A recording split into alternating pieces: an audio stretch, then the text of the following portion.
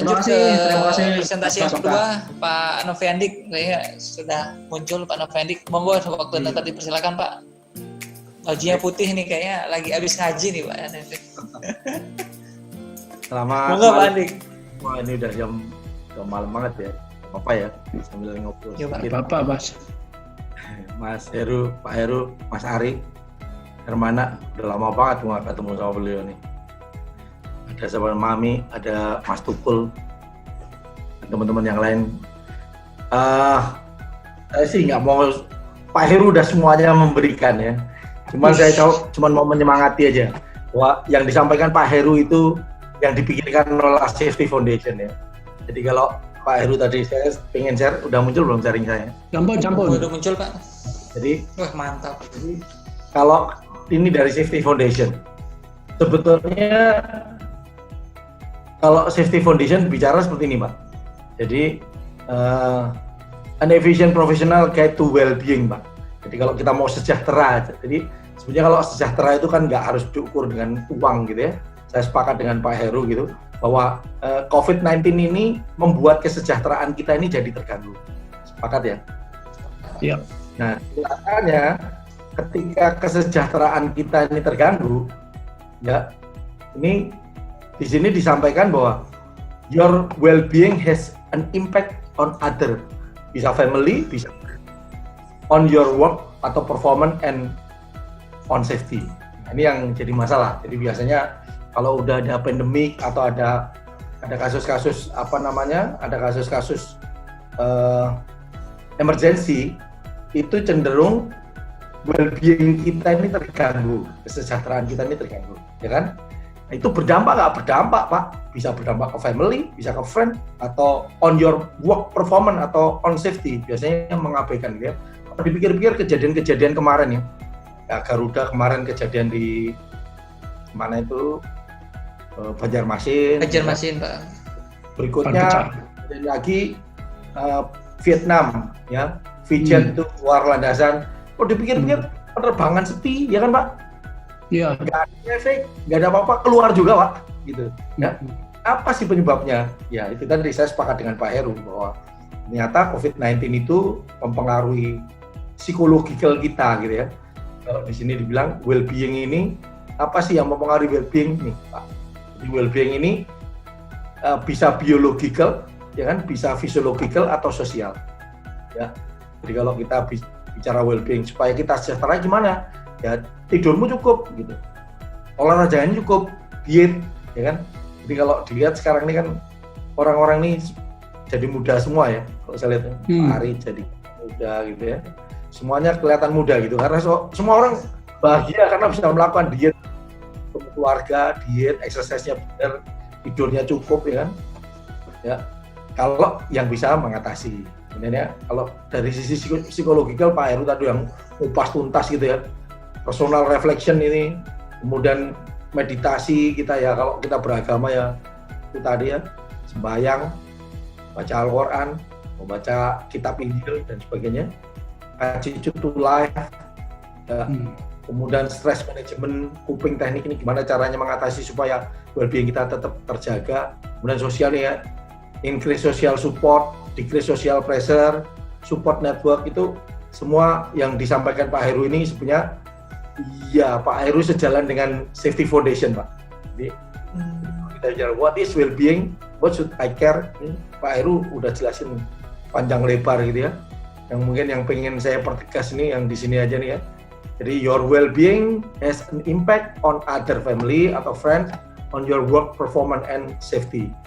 Jadi di sini dikatakan our well-being influence the nature and quality of relationship with other, jadi family, friend, work, college, and community ya, and impact directly on human performance, on our awareness, decision making, and concentration dan sebagainya.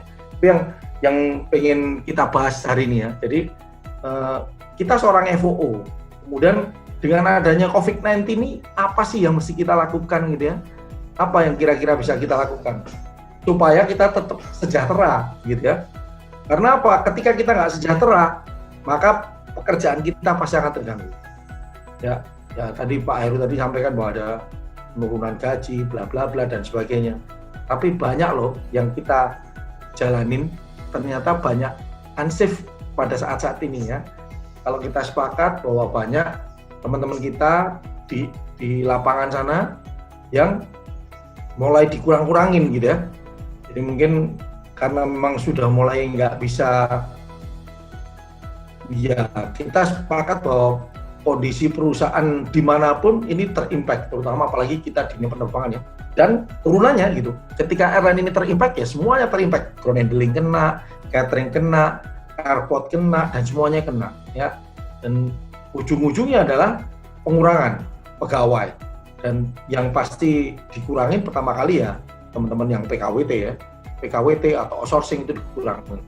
Silakannya kalau di ground handling kita, PKWT itu adalah orang-orang yang profesional gitu, ya kan? Orang yang kargo, dia memang ahlinya kargo, dia punya spesifikasi DG tipe A misalnya. Atau teman-teman yang GSC operator, dia punya license, punya bla bla bla karena memang dia PKWT dirumahkan. Akhirnya yang bekerja di situ banyak orang yang tanpa license. Atau dengan alasan COVID-19 ini training nggak bisa training bla bla bla sehingga currency-nya juga terlanggar dan sebagainya. Nah itu yang disampaikan oleh Pak Heru. Jadi sepakat bahwa memang psikologikal dan fisik ini sangat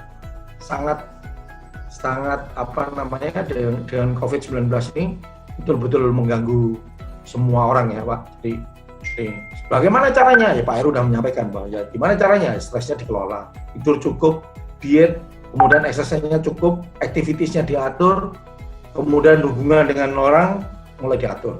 Itu sarannya Safety Foundation ya. Kalau sebenarnya ada pertanyaan sederhana nih, kalau Bapak mesti jawab jujur itu. How am I feeling? Ya. Kalau di sini kemudian yang kedua, how am I coping ya. The first question may be harder to answer than the last. Jadi dua pertanyaan ini lebih gampang dibanding lebih sulit ya dibanding pertanyaan terakhir. Tapi kalau Bapak dan Ibu bisa menjawab pertanyaan ini, ya itulah Bapak dan Ibu normal saja. Ya. Ini saya cuma mengulas sedikit dari Pak Heru. Kemudian bagaimana cara well-being ini tetap terjaga? Ya, relationship-nya dijaga ya. Kalau Pak Heru tadi tetap berhubungan dengan teman-teman di kampung gitu ya, ya sudah di rukun warga kita mesti berbaik-baik gitu ya. Terus aktivitas kita juga diatur, stresnya dikelola. Mungkin kalau teman-teman FOO pasti sudah tahu cara mengelola stres ya. Kemudian dengan human factor kemarin, sleep ini diatur, jadi nggak ada yang namanya tidur itu berkualitas ya. Tidur itu ya mesti 8 jam ya. Tidak ada tidur 1 jam tapi berkualitas, nggak ada tidur. Kalau kita sepakat dengan ahli-ahli yang ada di psikologi bahwa tidur itu ya harus 8 jam karena 1 jam pertama sampai 2 jam pertama itu adalah proses membuka sel-sel yang sel-sel tubuh kita. Kemudian jam ketiga itu akan mendifrak. Jadi sel-sel yang mati diganti dengan sel-sel yang baru. Kemudian 6 jam berikutnya adalah nutupin sel-sel DNA kita ditutup.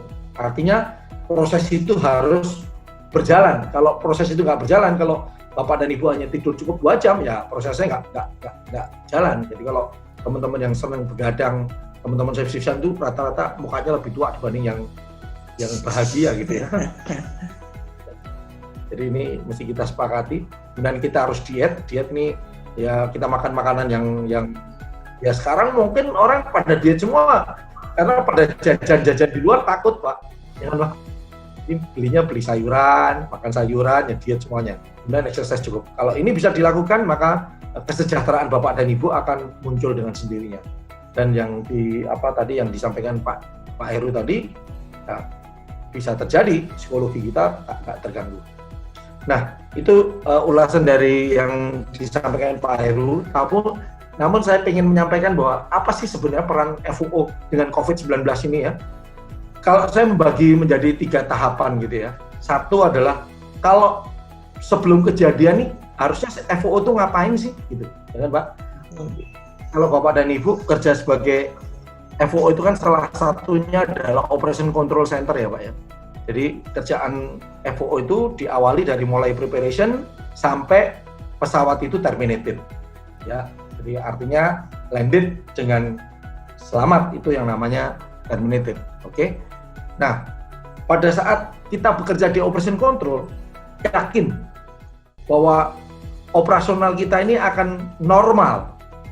Enggak juga kan? Contohnya sekarang adanya COVID ini.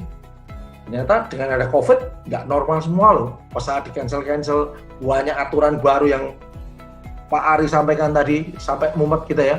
Harus ada rapid test, harus ada PCR. Kalau menurut kita PCR itu kan menyatakan orang sehat gitu ya. Kalau udah sehat naik pesawat kenapa harus di physical distancing gitu ya kan Pak? Yang naik orang sehat semua kok. Ya udah duduk barengan aja nggak apa-apa gitu. Udah di PCR ya kan. Tapi itu kan aturan-aturan itu muncul dan nggak jelas, mulai dari ada aturan dari gugus COVID-19, dari perhubungan sendiri ngeluarin, dari DKUPPU ngeluarin. Jadi kita kadang ini aturannya piye dong, mumet gak karu-karuan. Jadi, nah itulah tugas seorang FOO. Ketika terjadi semacam itu, nah FOO mau ngapain? Nah sebaiknya sebelum terjadi sesuatu, bapak-bapak dan ibu, jadi seorang FOO tidak hanya bekerja normal saja, pekerjaannya analisa NOTAM, analisa weather, bikin flight plan, kemudian briefing, tanda tangan dispatch list, selesai. Enggak. Tugas seorang FOO itu kan dibagi 3 ya. Satu, dispatch services, kemudian ada satu lagi di flight following, satu lagi di operation control. Ya, secara umum dibagi 3 semacam itu. Nah, peran kita di operation control, kalau nggak normal gimana? Lah ya disiapin. Supaya ketika terjadi sesuatu, kita siap. Jangan sampai kita belum punya sesuatu, kita sudah nggak siap. Jadi contoh misalnya dengan coronavirus ini. Apa yang harus kita siapkan? Masing-masing operator seharusnya punya yang namanya SOP atau emergency response. Sehingga pada saat kejadian, begitu kita tahu, oh ya ada virus nih masuk ke Indonesia, apa yang harus dilakukan ya? Kita harus menyampaikan ke teman-teman check-in counter, teman-teman check-in counter, lu melakukan profiling nggak cukup dengan hanya kamu membawa barang, ada titipan, oh nggak cukup. Karena musuh kamu sekarang bukan security item, tapi musuh kamu adalah sesuatu yang nggak nampak, yaitu virus. Bagaimana cara profilingnya? Ditanyakan ke penumpangnya, kamu sakit? Kamu sehari sebelumnya kamu ada demam dan sebagainya, dan secara fisik dilihat ada batu-batu atau enggak.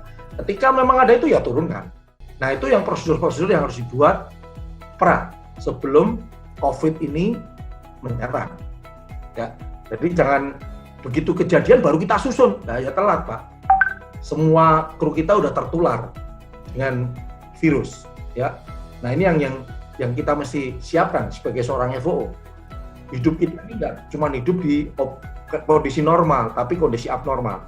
Ketika abnormal harus disiapkan. Seorang FOO harus bisa menyusun bagaimana kalau kondisi abnormal ini terjadi, apa aja sih yang harus dilakukan. Dengan cara apa? Ya, ilmu-ilmu yang udah pernah kita dapatkan di SMS. Ya kan? Safety Management System itu sekali lagi itu barang yang tidak boleh ditinggalkan seorang FOO. Apa aja sih kita bikin hazard-hazardnya apa ya kira-kira ya? Kalau coronavirus itu apa aja sih hazardnya? Nah itu yang dikelola. Kemudian disusunlah prosedur-prosedur untuk menghadapi kalau terjadi coronavirus. Itu yang sebelumnya. Setelah kejadian, Pak, apakah tugas seorang FOO nggak ada di situ? Oh banyak tugasnya. Seperti sekarang ini, mulai bulan Januari sampai hari ini, kontingensi belum kita tutup, Pak. Ternyata banyak sekali Pak yang dilakukan oleh para FOO. Di samping yang normal kondisi tadi harus ada seorang FOO yang mengelola yang abnormal. Jadi yang abnormal itu gimana? Ya dilihat kontingensinya. Kita selalu melakukan assessment. Ada nggak sih terimpact buat perusahaan? Oh ada naik jadi irregularities. Jadi kalau bapak-bapak saya boleh cerita, kami melakukan assessment mulai dari bulan Januari. Januari itu masih kejadian masih di Cina sana. Kita assessment, oh masih normal kok, nggak masalah. Penerbangan kita nggak ada yang terganggu. Masuk lagi bulan Maret udah mulai ada irregularities. Penerbangan kita ke Cina semuanya di cancel. Itu udah mulai irregularities, berarti ada pendapatan kita yang kurang. Kru kita mulai ada yang nggak diterbangkan dan sebagainya.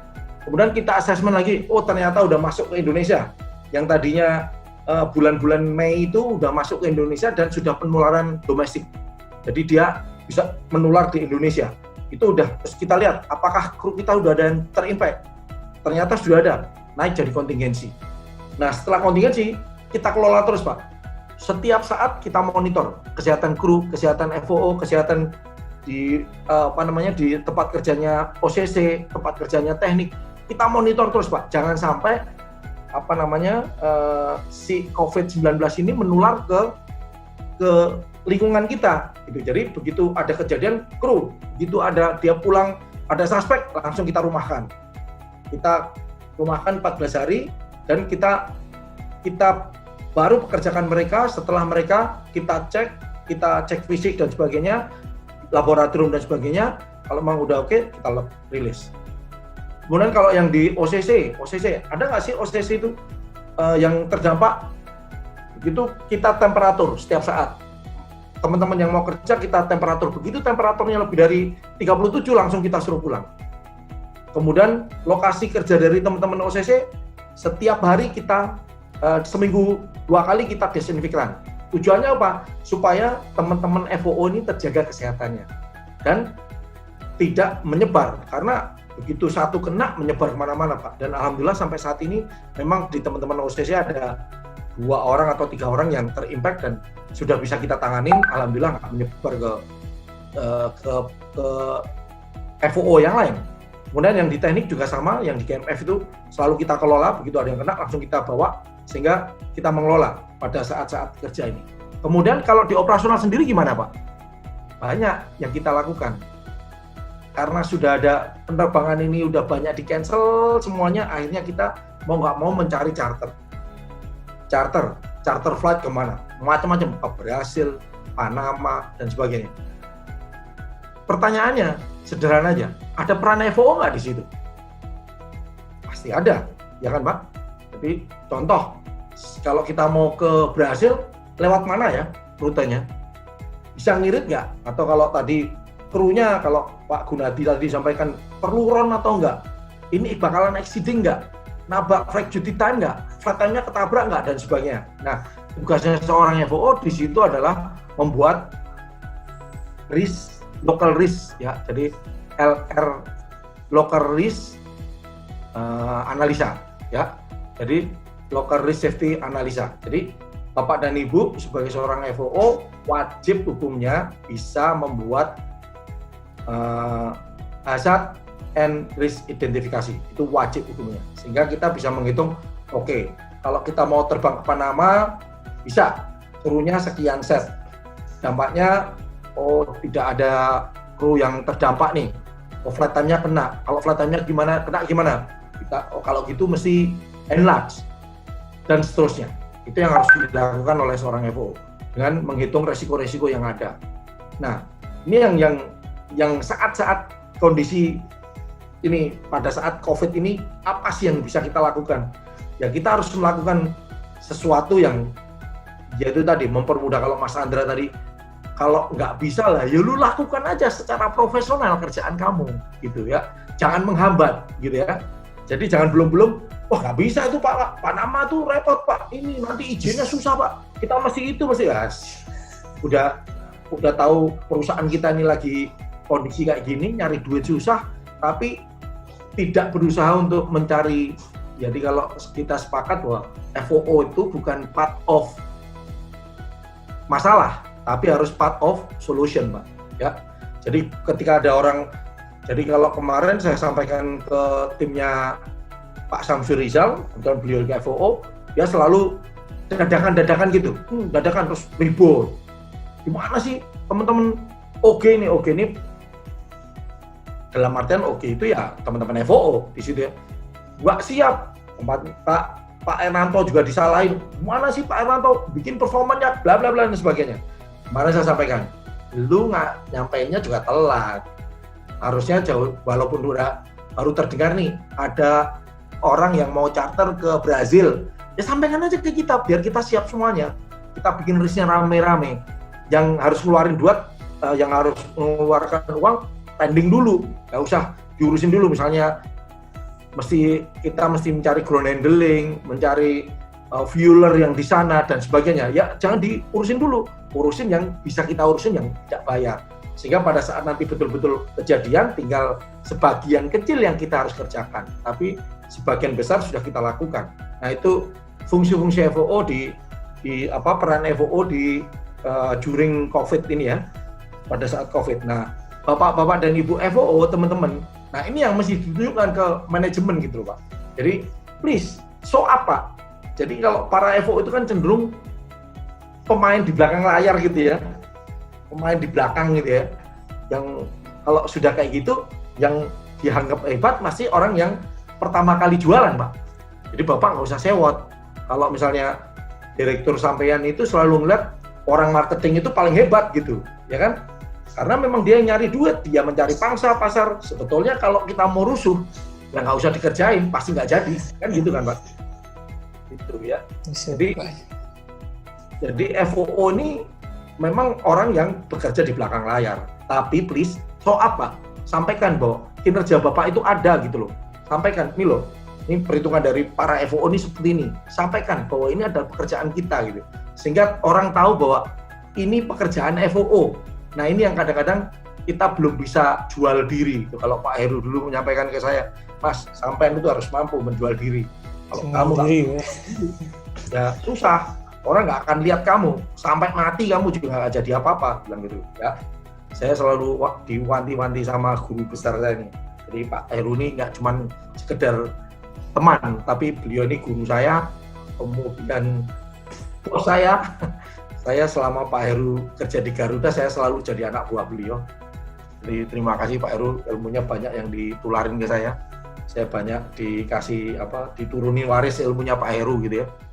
Sehingga saya bisa menghitung performance, saya ngerti performance. Kadang-kadang saya dikasih bisnis juga sama Pak Heru. Mas Novi, ini hitung performance. Siapa Pak? Adalah bos gede Cina yang nyuruh ngitung. Nah, kita hitungin. Setelah dihitung kasih duit sama Pak Heru. Jadi, itu yang padahal yang ngitung performance begitu-begitu aja ya.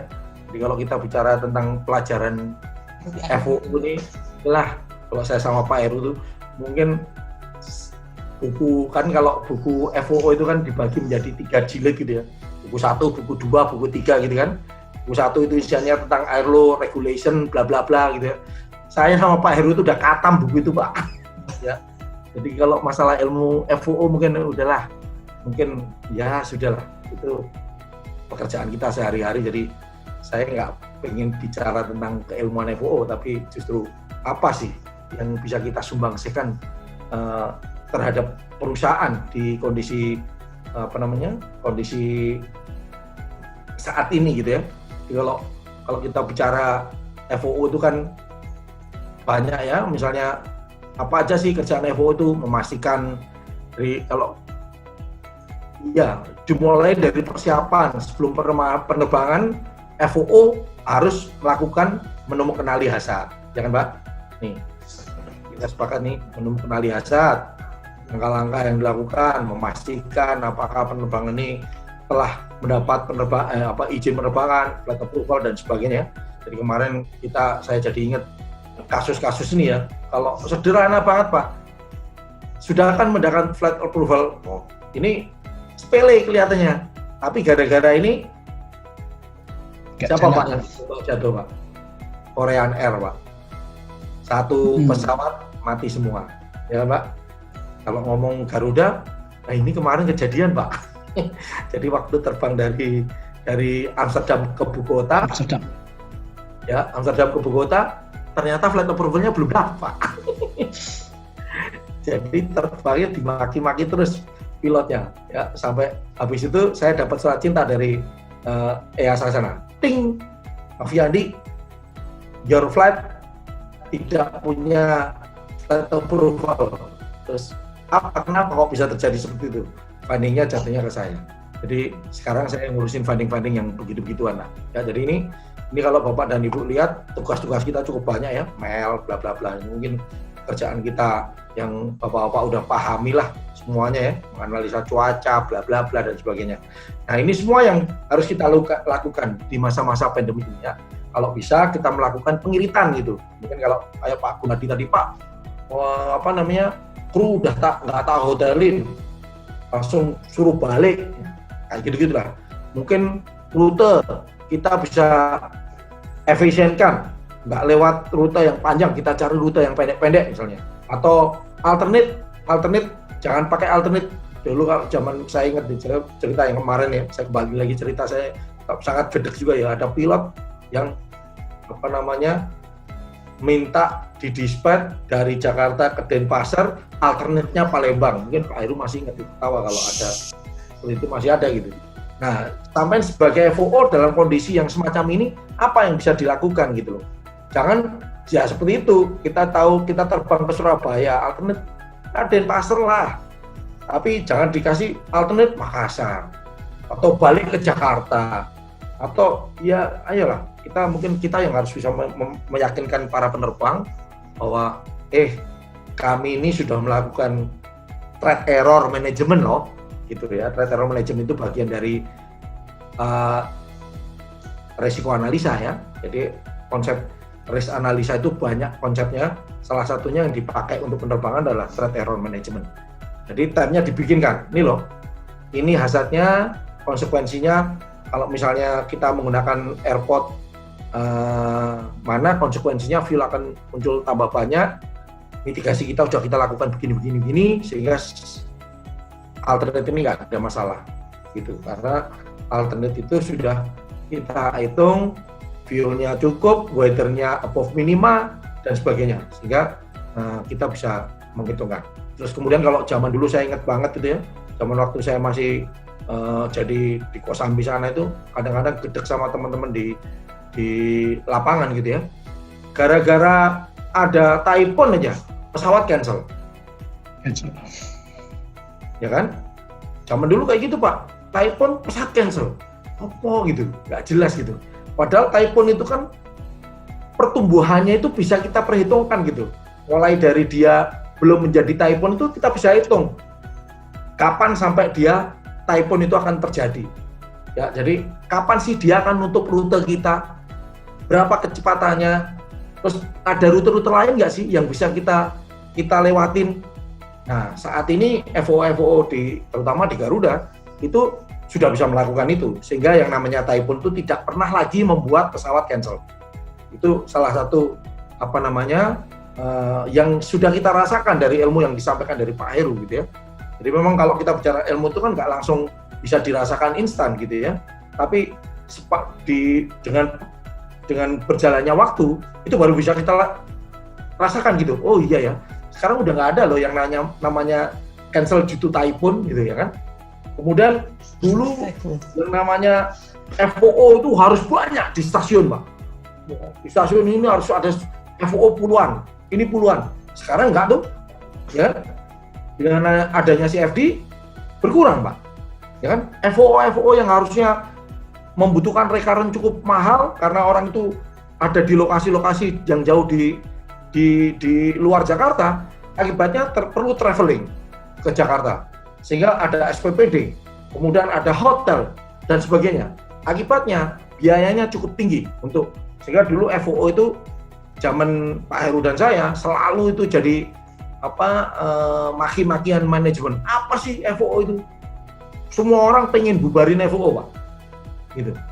Karena apa? Karena biayanya cukup tinggi FOO pada saat itu ya. Tapi sekarang dengan adanya CFD, tentunya pada saat kita menyusun CFD juga nggak main-main. Kita perhitungkan resikonya, terus bagaimana kita bisa bikin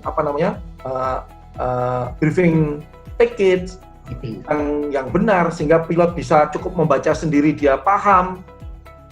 Ya, dulu kalau ada notem taxiway close, wah nggak pernah tahu Pak. Ya, kita aja ngomong taxiway close ya. Oh ya, ya sendiri nggak pakai gambar, nggak pakai apa-apa. Nah sekarang dengan briefing packet ini kita bisa gambarkan. Salah satu contoh yang kejadian taxiway yang kita nggak gambar, time kita nggak kita lakukan, di mana Pak? Makassar kemarin, ya kan? Jadi pilot ada satu pesawat yang memang itu notemnya nggak jelas. Dia kemudian di taxiway itu juga tanda cross-nya nggak kelihatan oleh si pilotnya. Akibatnya dia lurus yang bukan taxiway, akhirnya nabrak tangganya Lion Air. Ya, karena apa? Tidak digambar, tidak di-plotting. Si taxiway notem itu nggak di-plotting, akibatnya dampaknya seperti itu. Nah itu yang bisa kita lakukan during pandemi ini ya. Jadi itu, ayolah Bapak-Bapak dan Ibu, tolong fuel dan sebagainya ini lakukan dengan benar ya.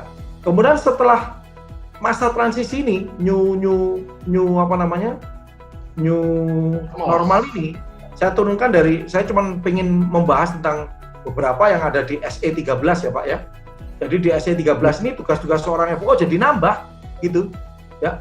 Pertama, selama pandemi COVID-19, pelaksanaan tes kadar alkohol dalam tubuh atau alkohol tes diganti dengan pengamatan observasi oleh dispatcher atau FOO. Jadi pilot tidak melakukan lagi tes alkohol dengan kekhawatiran alat itu bisa menularkan COVID-19, sehingga itu ditiadakan. Terus kemana tugasnya? Diserahin ke kita Pak. Ya. Jadi FOO terhadap awak pesawat udara Bapak harus melihat kalau dia kelihatannya mabuk, ya jangan diterbangin. Gitu. Tugas sampean ini. Ini ada di SE13. Apalagi yang di SE13 memiliki program monitoring kesehatan mandiri, health self monitoring untuk pilot, awak kabin, engineering termasuk FOO dan ground staff yang terdiri atas pengukuran suhu secara rutin minimal 2 kali dalam sehari. Ini kita sudah bikin programnya ya. Kemudian monitoring gejala seperti demam, batuk secara terus-menerus atau sesak nafas. Ini juga sudah kita lakukan dan kita serahkan ke para people manager. Di manajer-manajer di situ atau temannya harus melihat kalau ada temannya yang bergejala semacam itu, sarankan dia untuk segera pulang. Ya. Kemudian prosedur baku penanganan apabila awak pesawat terinfeksi akan mengacu kepada aturan dari Kementerian Kesehatan. Jadi kalau kita semua pilot dilakukan rapid test dan hanya berlaku untuk 3 hari ya. Kalau PCR berlaku untuk 7 hari, kalau rapid test berlaku untuk 3 hari. Ketika awak kabin kita atau pilot kita ada yang terinfeksi, maka kita harus punya prosedurnya. Kalau di Garuda langsung kalau memang itu hasil rapid test, maka dia diminta dirumahkan, kemudian besoknya langsung disuruh ikut PCR tes. Kalau PCR tesnya positif, langsung dikirim ke Rumah Sakit Pertamina kalau di Garuda, karena kerjasama kita dan Rumah Sakit Pertamina. Kalau mungkin kalau operator-operator yang lain, ya langsung kirim ke Wisma Atlet, ya seperti itu. Kemudian tidak menugaskan awak pesawat yang terinfeksi atau terindikasi. Begitu rapid test terdampak, ya rumahkan. Prosedur itu harus dibuat oleh teman-teman FOO, ya diusulkan melalui, karena ini tugasnya operation control Pak. Jadi ini adalah tugas-tugas seorang FOO dan ini tugas-tugas operation control, ya. Kemudian pilot, engineer, FOO, ground staff bertugas harus memenuhi ketentuan menggunakan masker. Ini jangan Bapak dan Ibu, sekali lagi ini bukan new normal, ini bukan artinya virusnya udah hilang ya Pak ya, tapi ya betul-betul alasan ekonomi aja sehingga PSBB ini dilonggarkan. Tapi bukan karena virusnya sudah mulai hilang, tapi virus tetap ada. Sehingga please Bapak dan Ibu untuk bekerja pastikan bahwa menggunakan masker dengan standar protokol kesehatan. Mencuci tangan menggunakan air, sabun atau hand sanitizer setiap saat. Begitu megang macam-macam, gunakan itu. Ya, menjaga etika saat batuk dan bersin sesuai dengan protokol kesehatan. Meminimalisir penyentuhan langsung permukaan benda di bandara seperti dinding, meja, kursi, dan komputer kalau di tempat kita kerja OCC ya. Jadi saya sarankan juga kalau bisa keyboard itu dibungkus dengan plastik sehingga untuk melakukan hand sanitizer, untuk melakukan disinfektan itu akan lebih mudah sehingga nggak merusak alat itu sendiri gitu ya. Jadi keyboardnya itu ditutup dengan plastik sehingga nanti pada saat didesinfektan tinggal disemprot, dilap, hilang. Jadi itu yang Bapak dan Ibu mesti lakukan ya. Menggunakan sarung tangan, ya. Glove, ini wajib ya Pak. Jadi teman-teman FOO baik yang briefing, ya pada saat yang briefing tolong itu ditaati. Kemudian memastikan FOO dan personil ground handling yang mengumpulkan sampah menggunakan masker dan sarung tangan sekali pakai dan membersihkan tangan dengan air sabun. Jadi Bapak dan Ibu ini ada kewajiban untuk yang briefing terutama ya, itu harus menggunakan sarung tangan sekali pakai. Tapi ini agak sulit sekali ya, karena ini berkaitan dengan biaya gitu ya. Ini yang setelahnya ya. Dan mungkin satu lagi yang saya ingatkan teman-teman, jadi kita ini kan udah terlanjur lama nggak, pesawat kita juga banyak nganggur ya Pak ya. Jadi kalau kita kasih contoh di Garuda aja, sehari biasanya kita 600 flight Pak. Sekarang ini, sampai hari ini kita baru bisa terbang itu sekitar 40-an Pak, 40 flight. Jadi Bapak dan Ibu tahu sendiri berapa pesawat kita yang di grounded Pak ya. Jadi ada istilah long maintenance Pak. Jadi long maintenance itu pesawatnya nganggur, ya nggak dipakai-pakai. Tapi tetap ada perawatan. Ya, harus ada perawatan. Ya, dan pada saat long maintenance itu mau dihidupkan kembali, itu tidak sebentar Pak. Jadi kalau kemarin kita koordinasi dengan teman-teman teknik, itu untuk long maintenance 737, untuk menjadi pesawat itu bisa diaktifkan kembali, itu butuh 3 hari Pak. Artinya, Bapak-Bapak nanti kalau ini tiba-tiba pemerintah menyatakan bahwa 70%-nya dilonggarkan menjadi 100%. Kemudian penerbangan tidak perlu menggunakan rapid test lagi, tidak perlu menggunakan PCR kembali, pasti akan berlomba-lomba penerbangan hidup kembali. Nah, teman-teman FOO, please di reopening ini perlu menyiapkan Pak. Tanyakan sama teman-teman niaga, kamu kira-kira kalau akan reopening, kira-kira berapa penerbangan sih yang akan kamu terbangkan kembali? Berapa flight? 200 flight, hitung. Kalau 200 flight berarti rutenya kemana aja? Butuh tipe pesawat apa aja? Berapa pesawat yang akan dihidupkan? Dan seterusnya. Kemudian setelah kita tahu berapa yang dihidupkan pesawatnya, kita harus ngitung lagi. Berapa kru yang dibutuhkan untuk menerbangkan itu? Berapa set kru yang untuk diterbangkan? Pastikan lagi apakah di sana ground handling-nya siap. Ya. Kemudian apakah GSE maintenance-nya juga sudah dilakukan maintenance ketika setelah menjalani long maintenance. Kan banyak juga masih towing car-nya juga nggak dilakukan karena wet body nggak masuk ke sana dan sebagainya.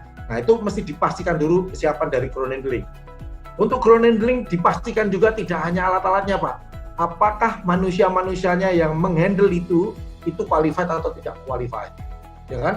Karena banyak sekali yang dirumahkan Pak saat ini Pak, ya. Jadi banyak yang dirumahkan dan kebetulan sekali lagi di rem activity sana, di teman-teman yang di rem activity sana, semua orang yang kerja di sana itu adalah license personil, kan? STKP personil. Artinya tidak sembarangan orang boleh bekerja di sana kan Pak. Nah, pastikan orang-orang itu ada kalau memang mau di reopening. Kemudian pastikan ada orang, kalau di Garuda masih ada station manager, pastikan di stasiun-stasiun yang akan dibuka itu station manajernya udah siap di sana. Minimal 1 minggu sebelum reopening. Sehingga mereka bisa melakukan negosiasi lagi dengan ground handling, dengan airport, kemudian kantor-kantor mungkin yang tadinya ditutup mesti dibuka kembali, Bapak harus mengundang teman-teman yang tadinya sudah dirumahkan mesti diundang kembali dan seterusnya. Itu yang harus dilakukan ketika kita akan melakukan reopening. Ya, jadi teman-teman itu yang bisa saya sampaikan sharing hari ini. Kemudian tetap semangat teman-teman ya. Jadi kalau kita sepakat bahwa memang kondisi COVID-19 ini yang kita bisa jalankan bisnis kita itu hanya 28% Pak. Sisanya adalah bisnis kita terganggu. Artinya 72% itu memang kita terganggu. Ya, memang dampak yang terasa sekali adalah teman-teman cabin, teman-teman pilot. Karena mereka nggak kerja apa-apa. di rumah aja. Kalau kita mungkin masih banyak, kita di kantor masih bisa bekerja dan sebagainya. Jadi, namun para FOO juga mesti menyadari ketika cuma terbangnya 40 flight, mosok sih kita butuh FOO yang nge-dispatch gitu banyak, ya kan Pak? Masa sih kita juga butuh orang yang nge-briefing sekian banyak? Nah, ya kita ikut prihatin teman-teman yang terutama yang kena dampak dirumahkan ya. Kami prihatin ya, saya semuanya, mungkin Pak Heru semua juga kita prihatin semuanya. Namun please teman-teman jangan melupakan recurrent dan project-nya.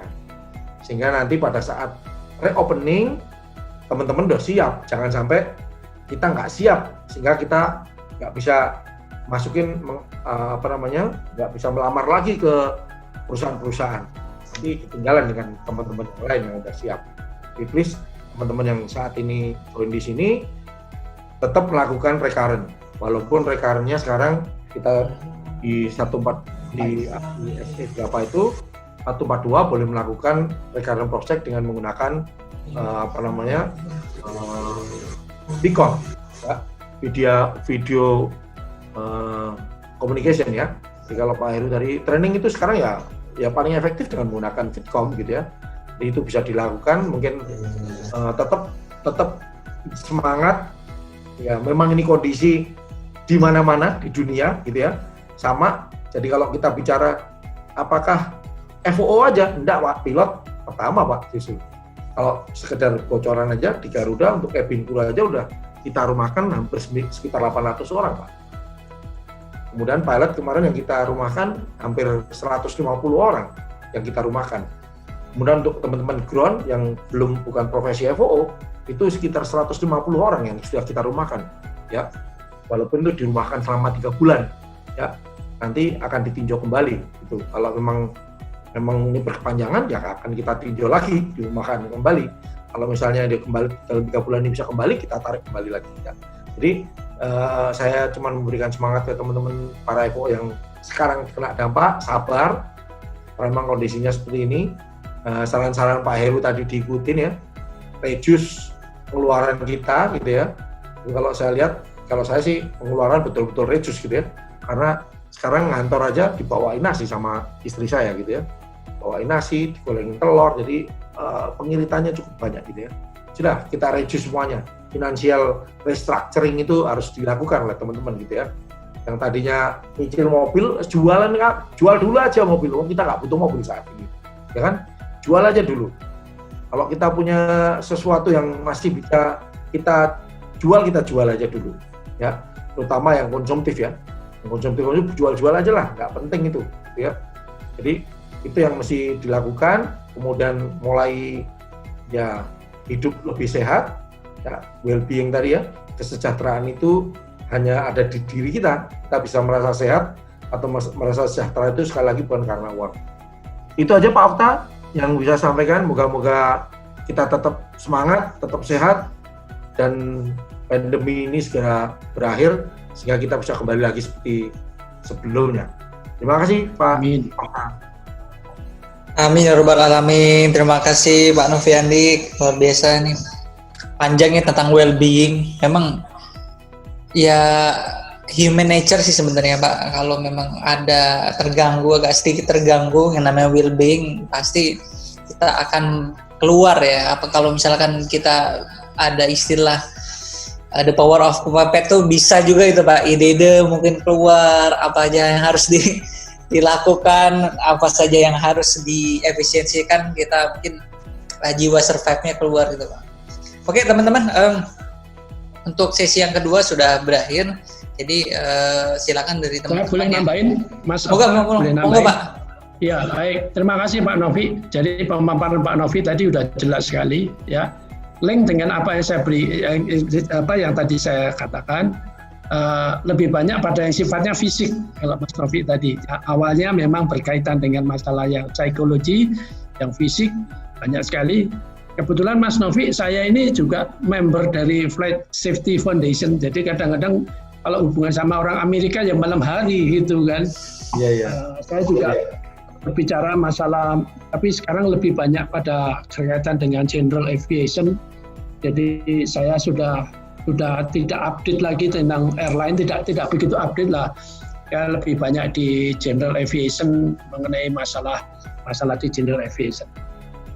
Mungkin saya perlu menambahkan dari apa yang dikatakan Pak Novi tadi. Ketika kita sudah menuju ke arah normal tadi, tentunya akan terjadi pengennya semuanya segera normal dan segera terbang lagi dan sebagainya. Tapi ingat, training itu perlu dilakukan. Jadi sebelum merilis seorang FOO, seorang profesional lah, apa itu orang cabin, seorang penerbang, itu harus di training dulu karena dia terlalu lama sudah meninggalkan dari kegiatan itu. Kalau di penerbang itu ada yang namanya recent experience. 90 hari itu dia harus punya pengalaman 3 kali take off landing. Jadi mungkin dia di layover lebih dari 3 bulan sehingga recent experience-nya tidak terpenuhi. Nah itu mungkin. Saya kemarin berbicara dengan teman saya yang di Vietjet itu, Mas Novi, kasusnya Vietjet yang luar landas itu. Saya tanya, ini kru yang aktif terbang ini, apakah sebelumnya ada semacam simulator dulu atau tidak? Ternyata tidak, Mas. Jadi karena menganggap bahwa recent experience-nya itu masih terpenuhi dan dia sudah beberapa bulan di rumah, kasih schedule, ya kan? Nah, muncullah, wah schedule ini terbang. Akhirnya dia overconfidence, yang terjadilah insiden itu. Gitu. Nah, itu yang mesti harus kita ingatkan lagi. Jadi juga teman-teman kita yang mengoperate GSE, yang mereka license personal, itu sebelum mengoperate harus diingatkan lagi dengan training lagi. Lah itulah pentingnya training gitu, ya. Kadang-kadang kan training ini dianggap cost gitu, tapi ya memang cost, ya kan. Bernafas saja perlu biaya kok, saya bilang gitu. Kok training nggak perlu biaya itu kan nggak mungkin. Gitu, ya kan? Nah jadi itu mungkin training diperlukan sebelum masuk ke dalam kondisi normal tadi gitu. Itu saja, bagus sekali Mas apa yang disampaikan oleh Mas Novi tadi. Ya, jadi saya ingatkan teman-teman FOO tetap semangat, sejahtera. Tadi saya ingat betul, sejahtera itu nggak harus punya duit katanya gitu. Banyak teman itu udah senang, saya juga gitu. Saya tuh hari ini senang sekali karena bisa jumpa dengan Pak Nuryadi. Itu udah berapa lama itu nggak ketemu Pak Nurya. Waktu saya sering ke Bali dulu, ke Banyuwangi itu ngelayapnya sama Pak Nuryadi itu di Banyuwangi. Dengan Pak Ari Darmana. Pak Ari Darmana sempat ketemu di kantor Airnav. Saya berusaha untuk selalu begitu. Saya di Pak Ari Darmana. Iya, dulu kan sempat di Airnav beliau. Ya, sekarang udah jadi juragan kopi, Pak.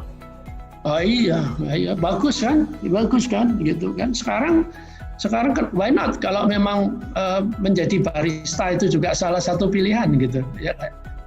Jadi ya nggak masalah begitu. Walaupun sebagai FOO malamnya jadi barista, jangan malu, ya kan? Jangan malu, nggak apa-apa itu. Ya itu kalian gitu. Nah, jadi itu gambarnya seperti itu. Ya, jadi tetap menghadapi perubahan, siap menghadapi perubahan, tapi jangan lupa keterampilan-keterampilan yang sifatnya sangat spesifik tadi, yang license tadi, itu jangan tergiur dengan tadi cerita, oh saya masih belum 3 bulan tuh layovernya, saya masih bisa, oh jangan ya. Kalau menurut saya lebih baik di simulator dulu, teman FOO juga demikian, kalau mau dipanggil lagi kerja, nggak usah dicek lah, artinya dikasih lagi lah, dibaca ini, baca itu.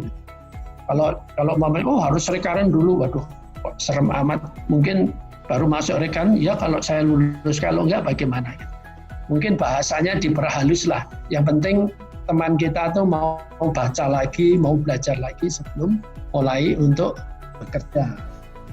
Nah itu apa yang perlu saya sampaikan pada teman-teman sekalian. Ya. Nanti Pak Okta kasih dengan teman-teman, Pak. Iya. Itu saja. Saya makanya kemarin Pak Okta WA saya Pak apa gitu-gitu. Oh saya siap Mas gitu aja, karena ini salah satu overwhelming saya tadi yang ke Pak Novi tadi untuk ya itu tadi supaya saya dekat dengan teman, saya tidak menyendiri lagi gitu, ya kan. Jadi, Betul, Pak, betul. walaupun saya sudah pensiun, ya saya masih baca itu penting sekali, ya baca itu penting sekali. Apalagi sekarang untuk mendapatkan sumber bacaan itu jauh lebih mudah. Zaman saya sekolah dulu harus ke perpustakaan. Sekarang tanya ke Google aja dapat, bisa. Bahkan ada beberapa sumber bacaan yang gratis bisa di-download, bisa dibaca. Itu aja yang bisa dilakukan. Gitu. Betul, Pak. Itu. Ya. Saya tuh aneks itu 1 sampai 19 itu karen, Mas. Ya itu, ya kan. Nah, saya dapatnya juga gratis kok.